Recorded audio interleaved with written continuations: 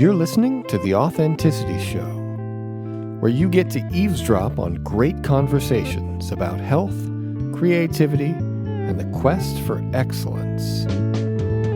Your hosts are Carlos Casados and Satch Purcell. Before we get started, I'd like to remind you to subscribe to The Authenticity Show wherever you get your podcasts and connect with us on social media.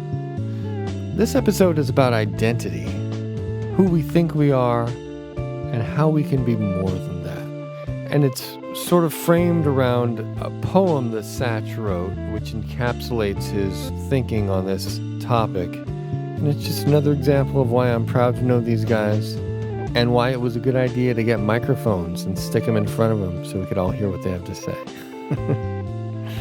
All right, here we go.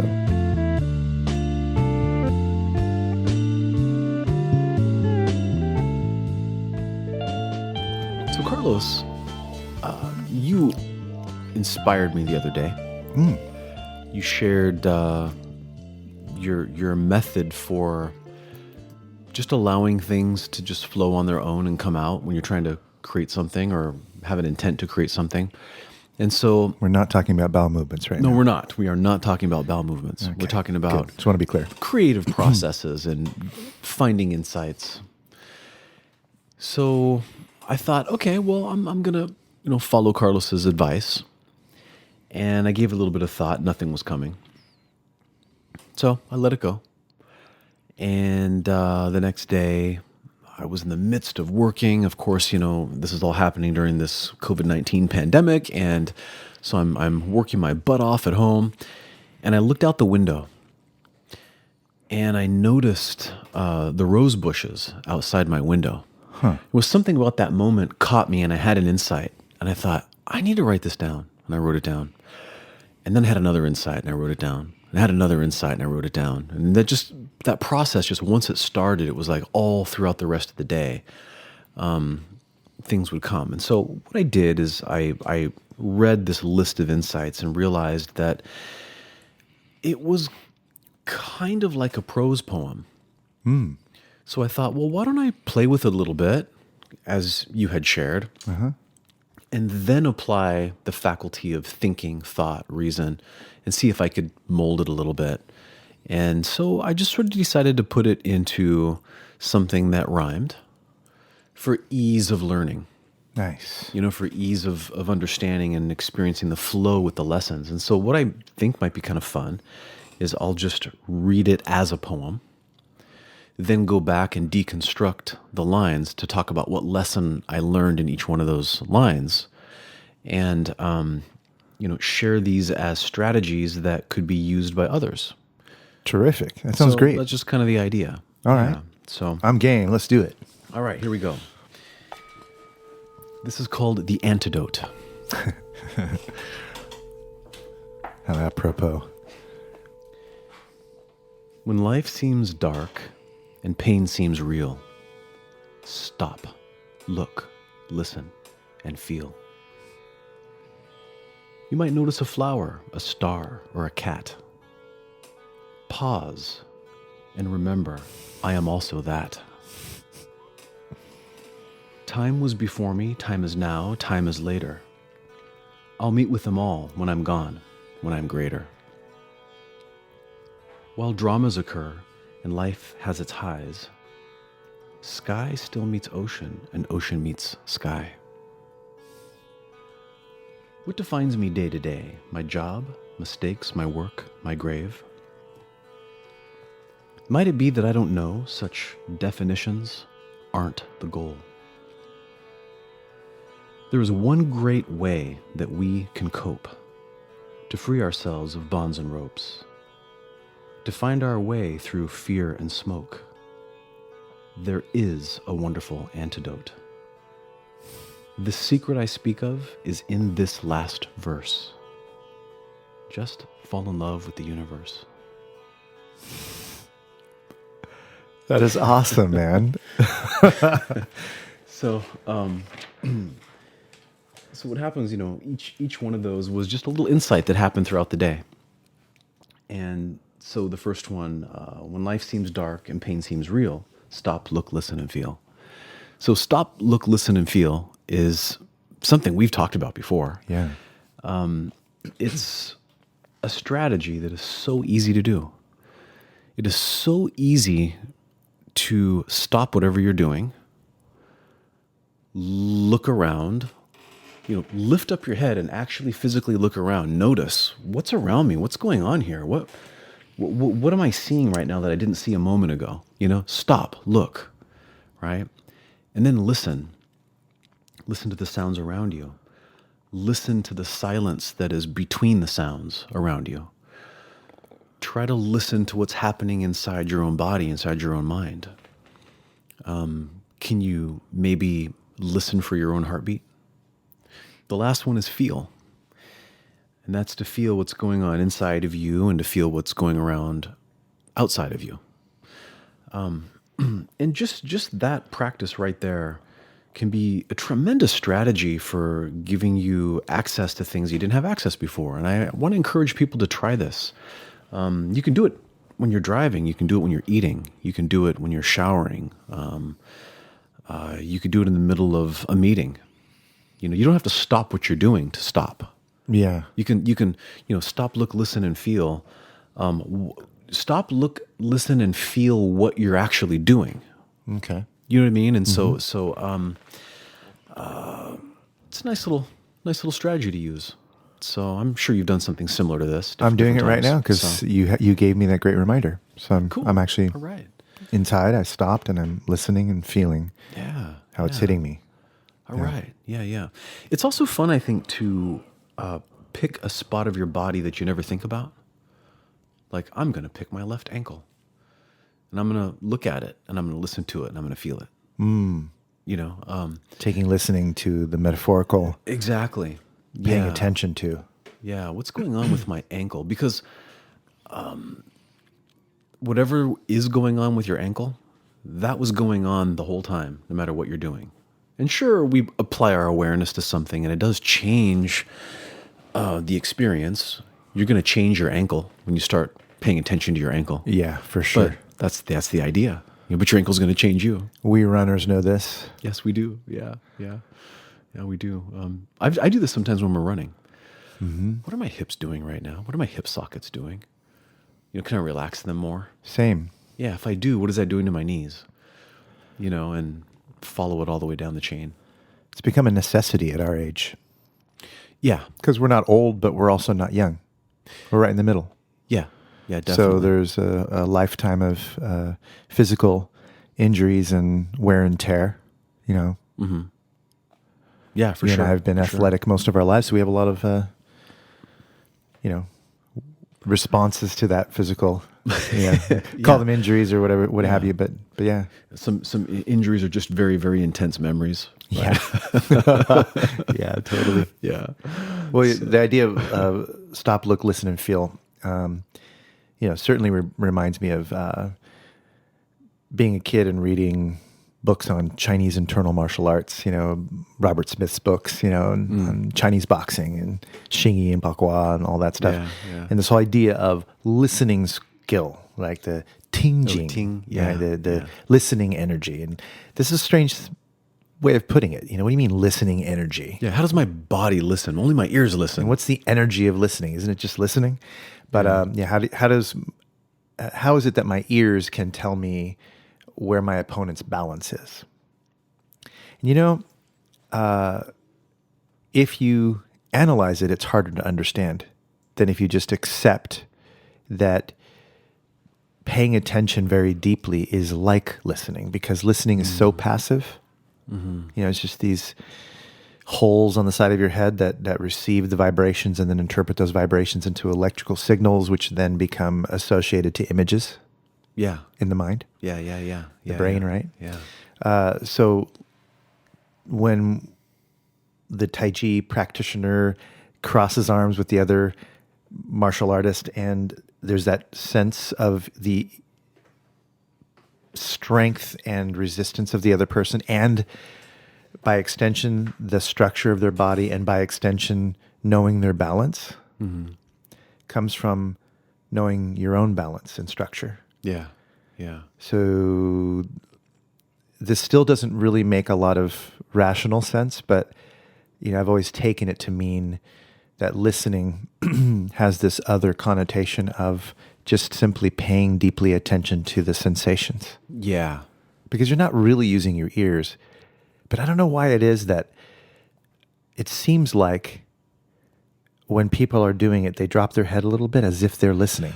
I know what you know mean. what I'm talking about? And You've seen it too, haven't you? The listeners of our show can't see what we're doing right now, Yeah. but we're sort of turning our head a little bit. Like somebody Yeah. puts their hand up to do some Tai Chi, and they start to they turn a little bit. They turn a little bit, and it's like when we talk about an NLP, when someone is activating their auditory system. Yeah. Oftentimes there's a drop in the head, there's a tilt, as if the ear is listening. Like you're bringing the ear to. Yeah, so their auditory system is online. Yeah. They're noticing subtle differences in tonality and pitch and things like that, timbre and all that. Yeah. But it's the same thing when you're practicing feeling each other's balance when you're doing Tui Shou, the pushing hands drills and exercises and so forth. There's a listening quality. And then that whole idea of, if a fly lands on you and it sends you in motion, you have to be so sensitive. Yeah. Yeah. So they always describe that in Chinese internal martial art literature as listening. As listening, yeah. Well, Very abstract. Yeah, just like you described, when somebody actually starts to listen, they do change their posture. Yeah. So, because everything affects your posture. Yeah, and it's not just your ear, right? Your body is trying to listen more when you change your body so that your ear can hear. True. And isn't it true? I mean, you probably know the medical science behind this, but isn't it true that we are, to some degree, actually hearing through our bones and through the structure of our body, not just the ears? Oh, sure, sure. This is why you can conduct sound through bone into the ear without using a speaker. Yes. So to some degree, maybe not as the same level of acuteness, but you are receiving sound and interpreting sound based on the vibration you're feeling in your body, not just feeling in your ears. You are. And let's remember, that's what hearing is. It's interpreting a vibration. Right? And let's remember, there are little itty-bitty tiny bones in your ear. That's true. And it's specially adapted to give you more refined, acute detail. Yeah, exactly. So you can really listen with your bones. You actually can. Yeah. It's like, you hear the stories. There's the lovely documentary I saw on Animal Planet of this young girl who was in Thailand or Sri Lanka when the tsunamis hit. Mm-hmm.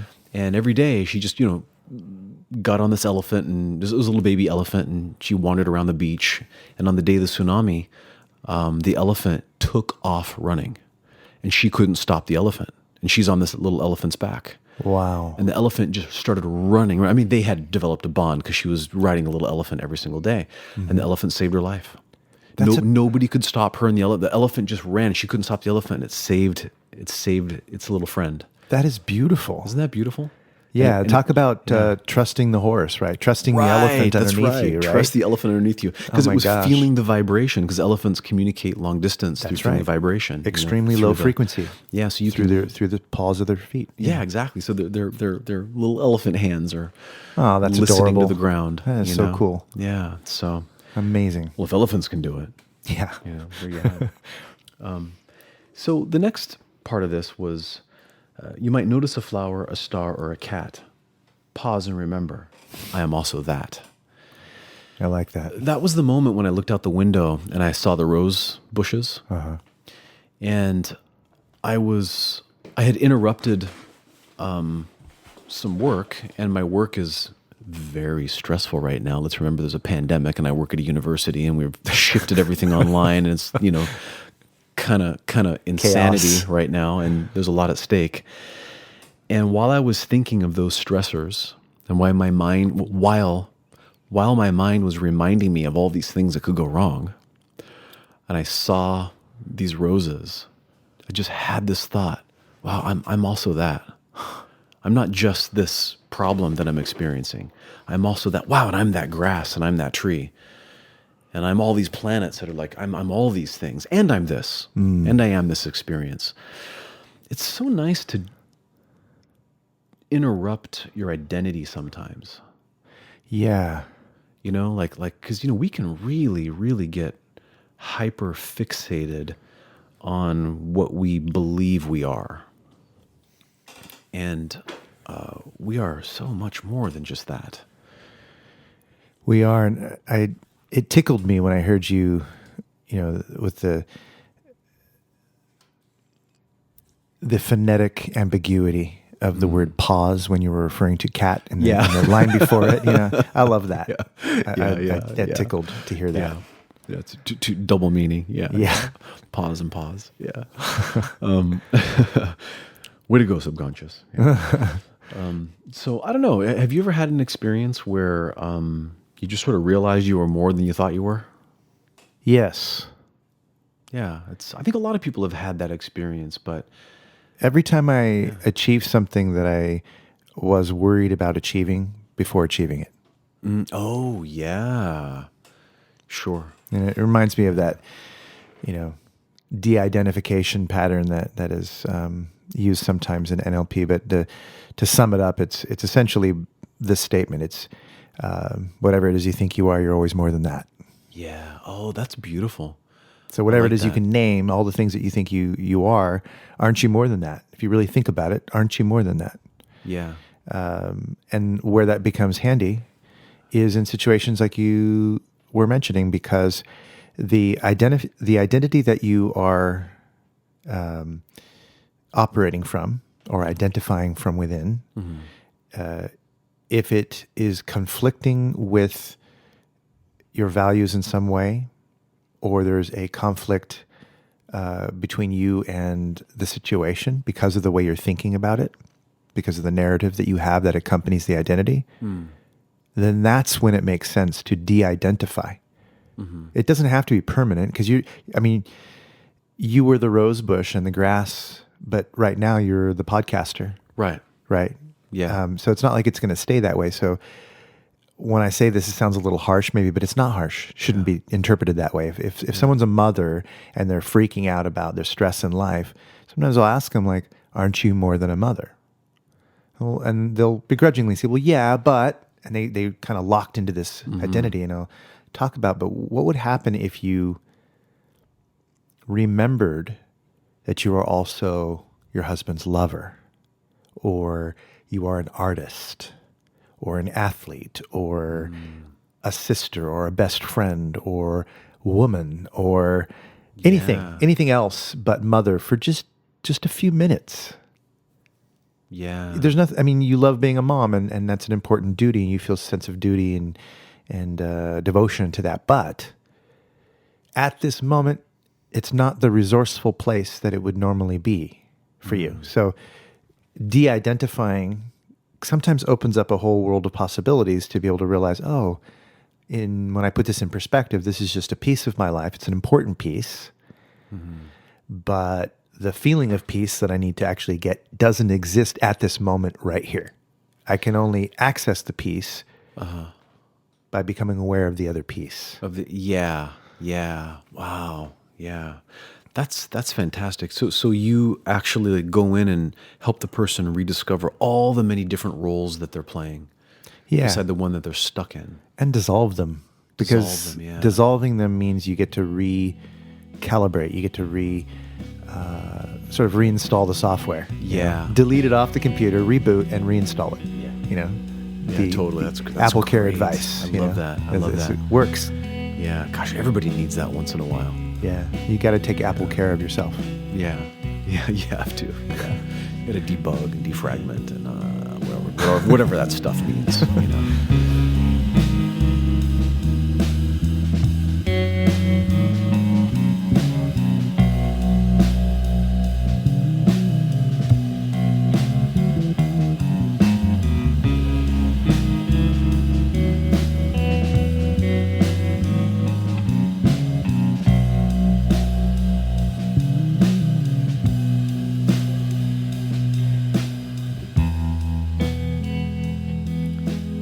The next piece in here is about time.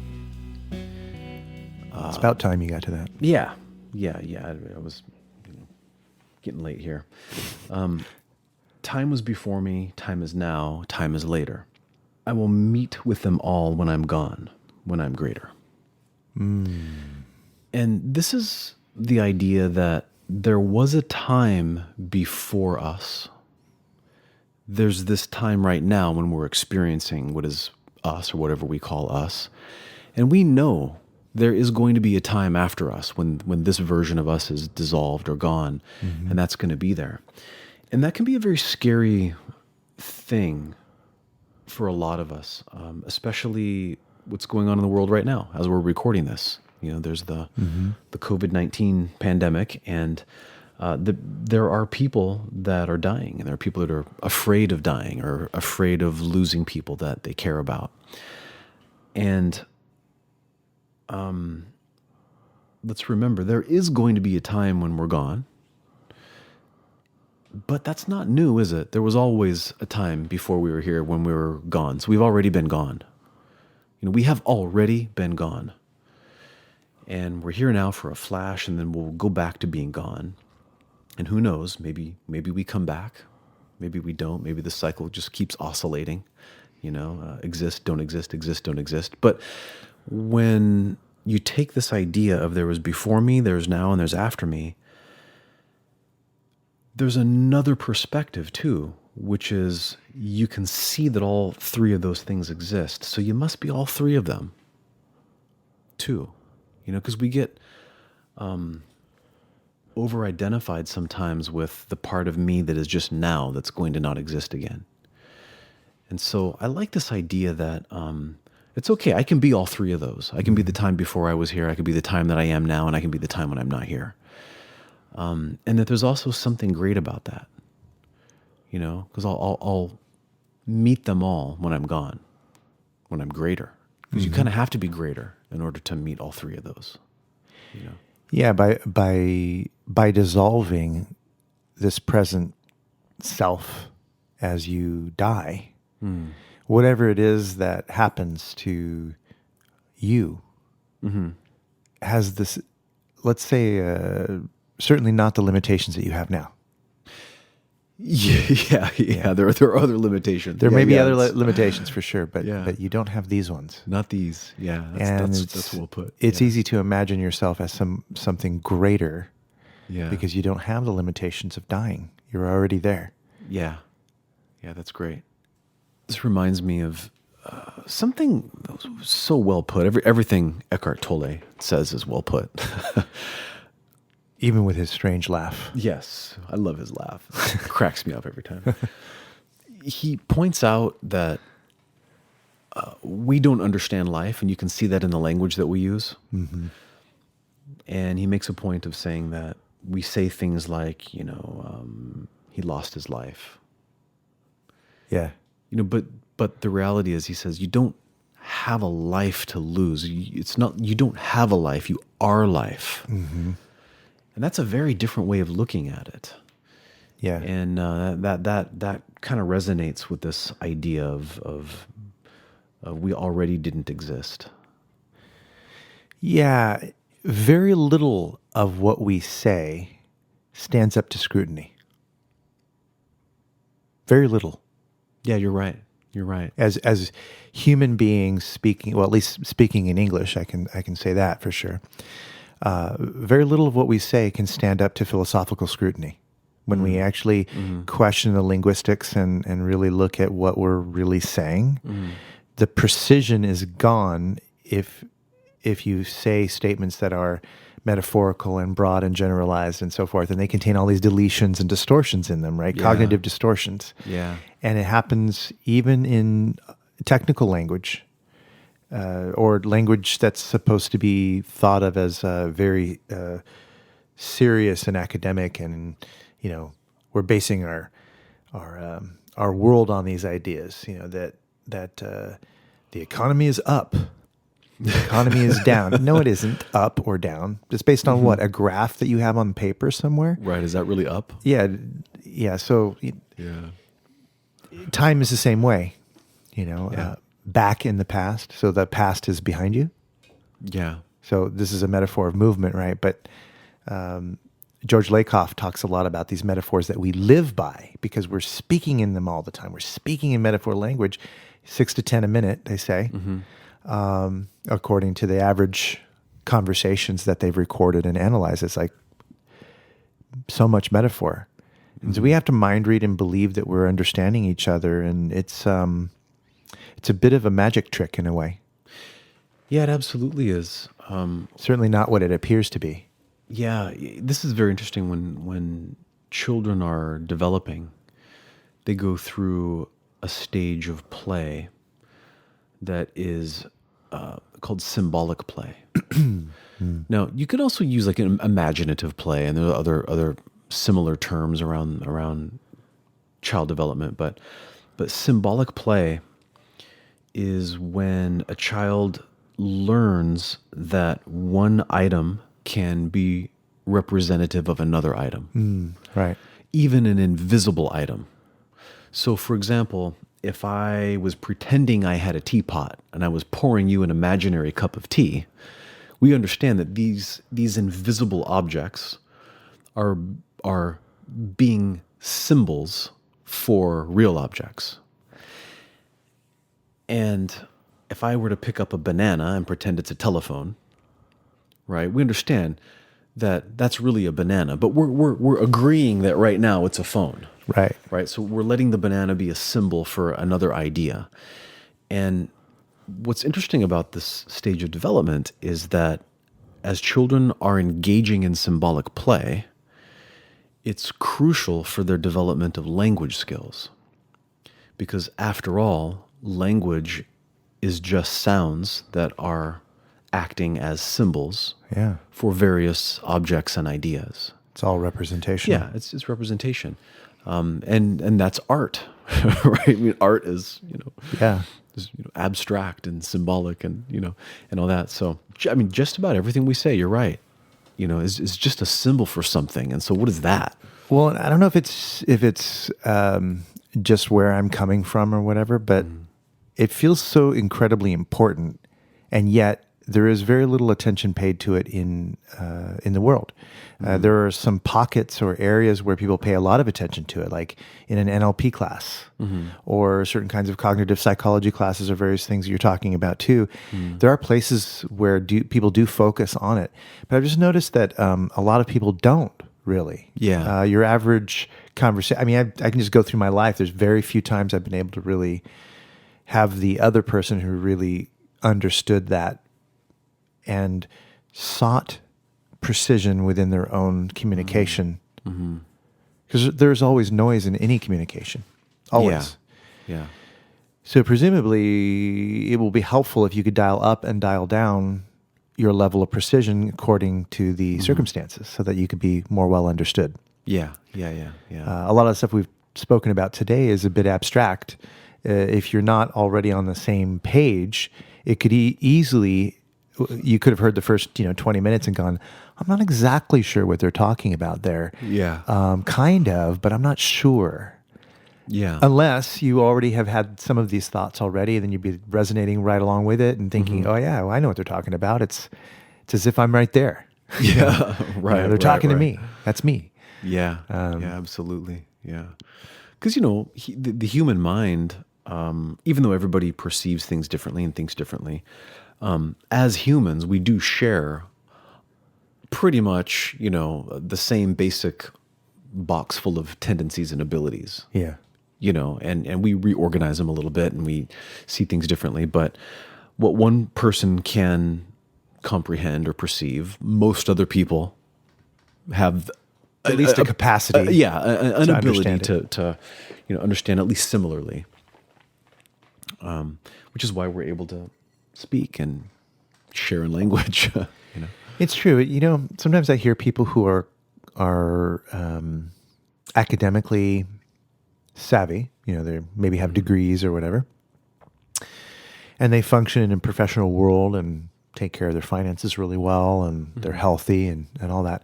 But they'll tell me things like, I don't know what you mean, feel. Yes. And that seems like such a basic thing. How do you not know what feel means? Yeah. And how did you get to this? I'm thinking in my head, how do you get to this age, being in your 40s or whatever, and still say things like that? Or, I'm not in touch with my feelings. How do you know that? Yeah, How are you even aware yeah, of the fact yeah. that you're not in touch with something? Yeah. I don't know. I remember. It's fascinating. I remember years ago when you were really getting into NLP, and you started asking me really interesting questions about like, well, how do you know? How do you know it's time to do this or time to do that? And Oh yeah. and sort of that type of questioning. Or you would ask me, well, where in your body do you feel that? And to me, it was like, oh, well, let me check. Oh, right here, right there, and that seemed very natural to me. And maybe that's just because of the meditation and martial arts and stuff that we've done, yoga and all that. You have some context and some preconceptions that match what's being asked. Yeah, like, we're just a couple of guys that have spent a lot of time hiking the internal trails. So we're kind of familiar with what a trail looks like. And, maybe there's a rock I didn't see there, but I knew there's a trail in there somewhere in that direction.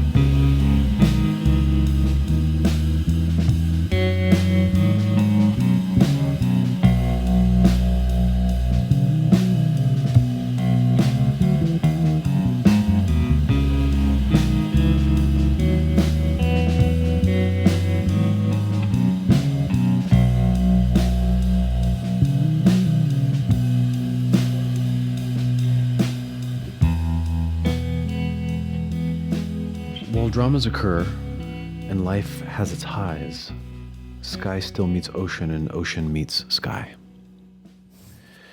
And this was an insight that came along the idea of what else is happening right now while this thing is happening to me. And in our lives, we always have a circumstance, a situation, a drama, successes and failures and all these kinds of things that every human knows about.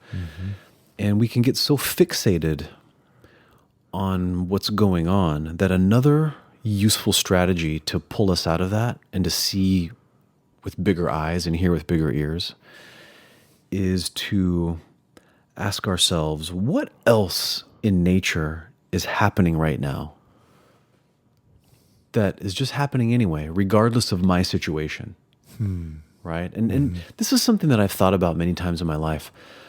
Maybe I'm camping. Maybe I'm at the beach. Maybe I'm at some special place. I'm at Disneyland on Space Mountain, and then a week or a month or a year later, I'll have some situation and I'll remember a place, a time, waves at the beach, a roller coaster, and I go, that's happening there right now. While I'm here happening with this situation. And that I've always found for me can give me a lot of flexibility in what I'm feeling and thinking and believing and how I'm responding to situations. I'm in a meeting. This is intense.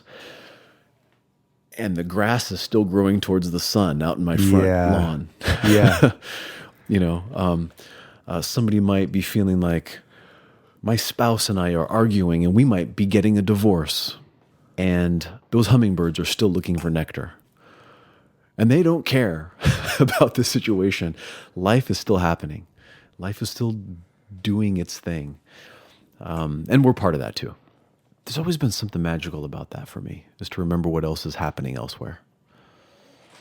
You have a very good skill of being able to find perspective when you need it. You've always had that. You've shared a lot of your insights along the way. And I've always thought that it's so relatable, what you're saying. Life goes on, even if it may feel for a moment like my life's not going on. Yeah, right. It's over for me. This sucks. This is it. But then you shift your perspective and realize, no, there are perennial things that are just going to kind of keep going.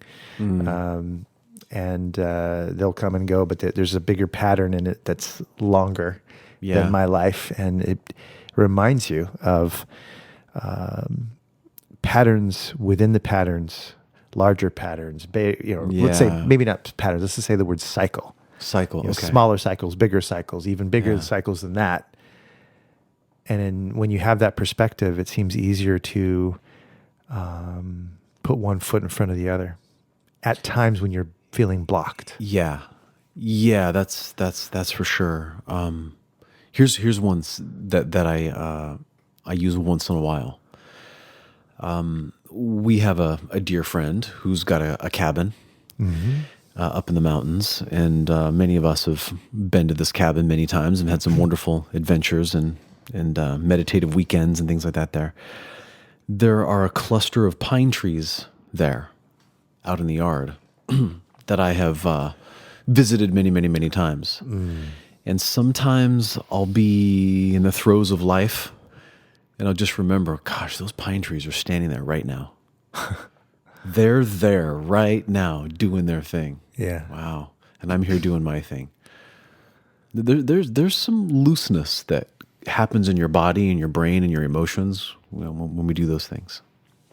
So the next one is about identity and how too often we sort of unknowingly or accidentally accept that we're allowing certain things to define who we are. Okay, and that's the piece that went like this. What defines me day to day? My job, mistakes, my work, my grave. Might it be that I don't know? Such definitions aren't the goal. And so in that piece right there, we could say, am I allowing myself to be defined by a limitation? Am I allowing myself to be defined by a situation or a person or my lack of an ability to be effective here or my fear that I'll fail there? Everybody has these experiences. But it's so easy to accidentally allow that to define who we think we are in that moment. If I don't pull this off at work, it's going to mean these things. If he or she doesn't love me back, then it's going to mean this about me. And this is what it's going to mean about my future. And if this thing were to happen this way, or if this other thing doesn't work out, then that's the end of me. I'm gonna die penniless and having not made an impact in the world. I mean, this is quite often what humans are defining themselves by.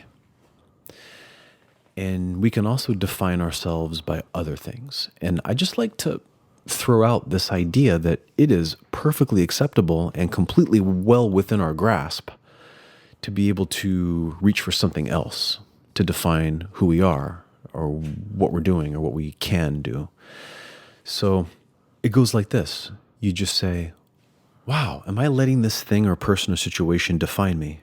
Okay. Well, that's one option. What might be a better thing that could define me right now? We can play this game all the time, right? It's a fun game to play. Is what else is defining me? What could define me? I'm not defined by this person who's angry with me. I'm defined by the sky that's above me. I'm defined by the earth I'm standing on. You know what I mean? I mean, it could be very, very broad, or it could be, I'm not defined by the anger this person has for me. I'm defined by the fact that my child loves me. It could be more specific. It's controlling the narrative. Yes. Yeah. It could be expansive. It could be limiting, like you were talking about earlier with language. Very, very broad concepts or something specific like a pencil. I could be defined by a pencil. Yeah. Anybody could. And there might be a time and place to be defined by a pencil. Especially when they're drawing a picture of you. Yes. Perfect. There you go. They're defining the lines. Yes. Yeah. It is controlling the narrative because, what is a narrative if not the context and the word choices that you use to describe what is going on for you and what meaning is?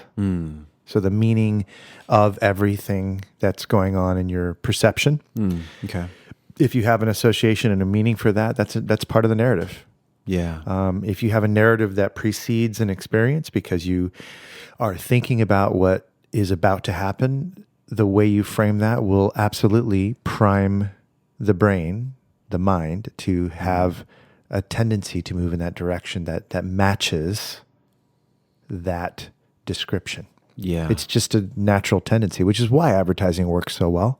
Okay. Yeah. You can that makes prime sense, yeah. people and, get a person's brain to start electrically and chemically moving in a particular way, or let's say activating in a particular way in certain areas of the brain. And then when you later expose that person to something that would relate to that, they're going to choose, most of the time, they're going to choose the thing that they've been primed already for. Yeah. So you're talking about, in a sense, priming the mind in different ways, taking control over that narrative, because our life experience is dependent on that narrative. If it doesn't, James Tripp has been doing a lot of talking about narratives over the last year or two. I've had discussions with him and listened to some of his recordings and various things, and done a lot of thinking about it myself, and realizing how important that really is. Yeah. If what you're saying is put into practice, then we don't need to surrender our sovereignty over to bad training. The bad training of others. You can't help how you were raised. You cannot help what you were exposed to up to this point. Those are just factors. They're not who you are. They don't define you. Mm-hmm. But they could if you let them. If you participate in that definition by not looking at it. So in other words, how could you possibly avoid the dangers that you're not aware of? Yeah. You can't. It's this awareness. Yeah. You're bringing it to our awareness, though. Now you're saying this is possible. You can look at this different ways. You can define yourself different ways if you want to. This is where I have a and I gotta qualify this before I say what I'm going to say. You and I have had a little bit of a conversation about this. I have tremendous respect for people that have had various substance abuse problems, who do something about it, and they made a decision to change their life. And maybe for some people that's something like Alcoholics Anonymous or Narcotics Anonymous or some other type of system. Sure. And all of those systems can be tremendously transformative to people. A lot of those systems, not all of them, use what's known as the recovery model. And me personally, I want to see the recovery model evolve. I think it's time for that to evolve. I think that there's plenty of opportunity for growth for that to keep going. And it really comes down to this idea of letting something define you unconsciously. And when people do something wonderful for themselves and they get off of maybe an addiction of some sort, and then they say, I've been clean for 3 years, 5 years, 6 months, 2 days. We know that clean implies something else. Clean implies dirty. There's the flip side of it, right? A while back, I had a conversation with somebody I know who I love tremendously, a wonderful human being. And we decided that we're going to try to start a new trend. Yeah. And the new trend is when somebody says, hey, I'm clean. I've been off that stuff for this many years, right? We say, oh, awesome. So you're reconnected. Yeah. So to say, hey, I've been connected for 3 years now. I've been connected for 10 years now, rather than clean.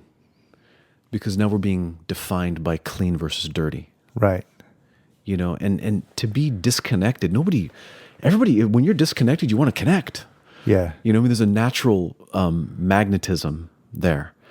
And so, I'm just using this as an example of this idea of casting the light of awareness on the things that we're defining ourselves as.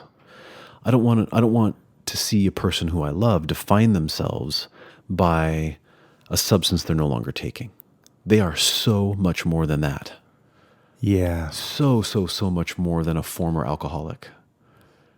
A former heroin addict, or whatever somebody's vice, a sex addict, a gambling addict, whatever somebody's, addiction might have been. They are so much more than that thing that they once did. If they don't identify with being so much more, it seems harder for them to really make that change. Yeah, it's so limiting. It's because they are limited. And so, if someone only got this out of this episode, this would be really, really useful, what you're saying. This alone is so incredibly important that it's probably going to be a lifelong practice of paying attention to the ways in which we're identifying with I am statements, Yeah. And it's sneaky, even the simple term, I am angry, I am sad, I am happy. Well, are you experiencing feelings? Yeah. It's a different thing. It's a different kind of a statement than to say, I am. Yeah. It's different. It's like if I'm experiencing getting rained on, I don't necessarily have to believe that I am rain. And it's the same way with our emotions. You know what I mean? I'm angry. Well, that's just the weather pattern.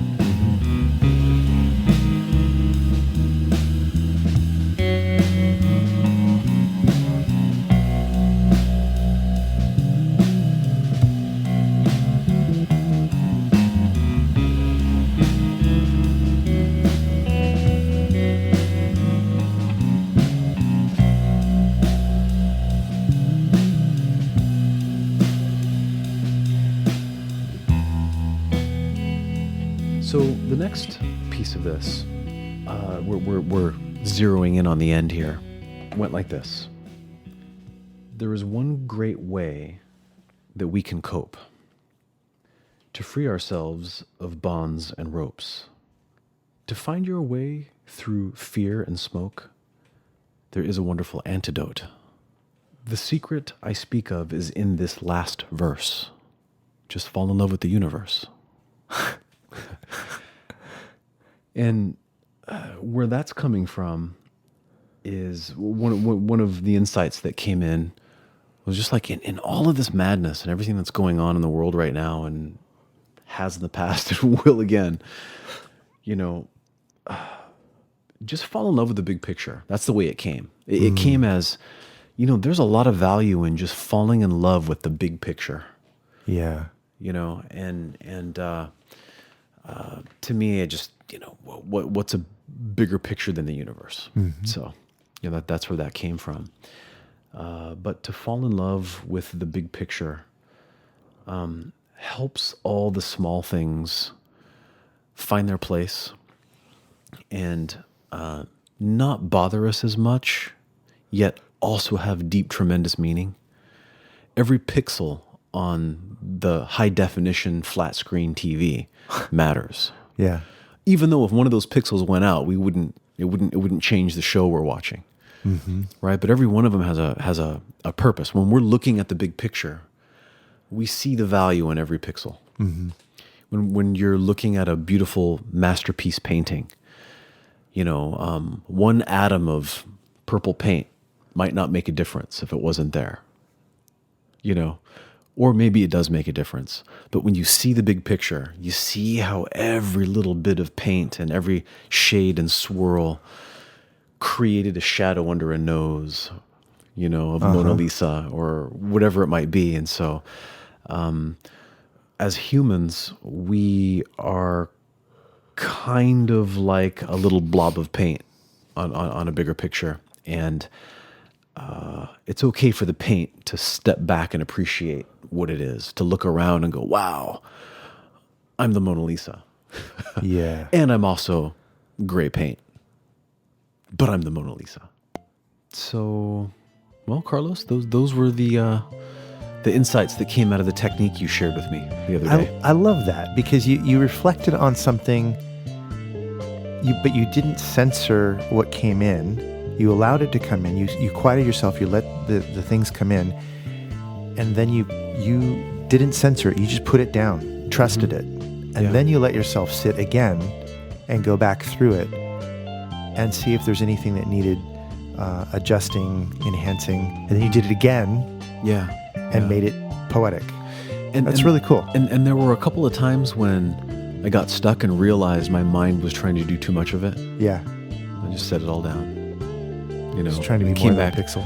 later and thought, oh, that's what that should be. And then you come back and Yeah. It's like the pixel was trying to tell the whole story. Yeah. Pixel can't tell the whole story. Pixel's got to tell its piece of the story. Let the story tell the story.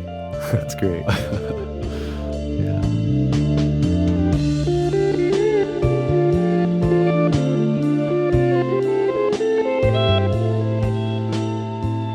You've been listening to The Authenticity Show with your hosts, Carlos Casados and Satch Purcell.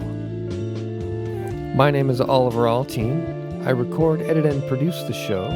I also wrote our theme song, which you're listening to right now. And the interstitial music this time was a tune I wrote called Black Gum. Don't forget to subscribe to The Authenticity Show wherever you get your podcasts and connect with us on social media. And you can find our website at authenticityshow.com. Thanks for listening and have an authentic day.